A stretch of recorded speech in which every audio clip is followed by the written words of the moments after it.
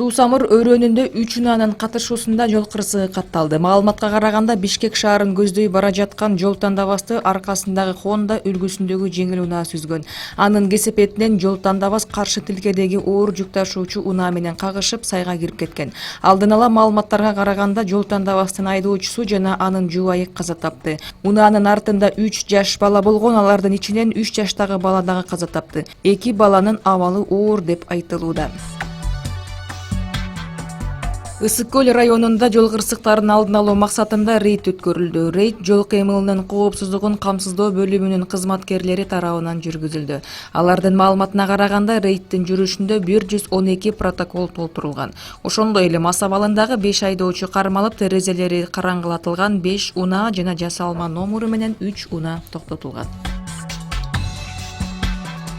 Кыргыз өлкөсүнөн ажылык сапарга кеткендердин алгачкы тобу Бишкек шаарына кайтып келди. Бул туурасында муфтият билдирди. Ажылык сапардан кайткан алгачкы топ 17 августта түнкү саат 10:30 чамасында Манас эл аралык аэропортуна келип конгон. Алгачкы каттамда 400 зыяратчы келди. Белгилүү болгондой, быйыл Сауд Араб падышачылыгынын ажылык министрлиги тарабынан Кыргыз өлкөсүнө 6010 квота бөлүнгөн. 1 сентябрга чейин кыргыз жарандары үчүн жалпысынан 18 каттам уюштурулган.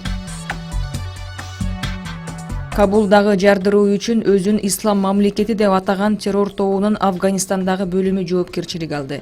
Ишемби күндөгү үйлөнүү үлпөт учурундагы кол салуудан каза тапкандар 63 адамга жетти. Арасында аялдар жана жаш балдар бар. 183 адам ар кандай жаракаттарды алган. Бириккен Улуттар уюму Дубай Сити үлпөт залындагы жардырууну Афганистандагы шииттерге каршы жасалган зомбулук деп сынгалды. Мындан тышкары кыргынга байланыштуу Американын Кабулдагы элчилиги баштаган эл аралык уюмдар билдирүү жасады.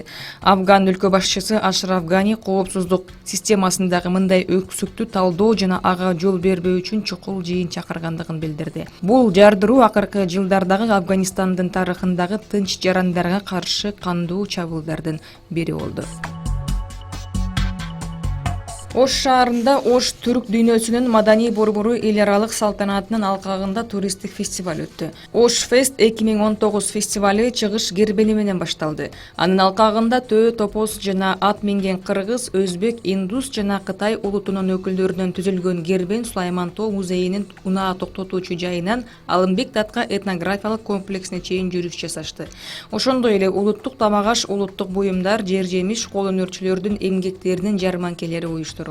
Сулайман Тоо музей комплексинин алдында атайын сахналаштырылган иш-чара уюштурулуп, Таттыбү Турсунбаеванын жаркын элесине арналган алтын өрөөн атылышындагы улуттук кийимдердин мода көргөзмөсү менен уланды.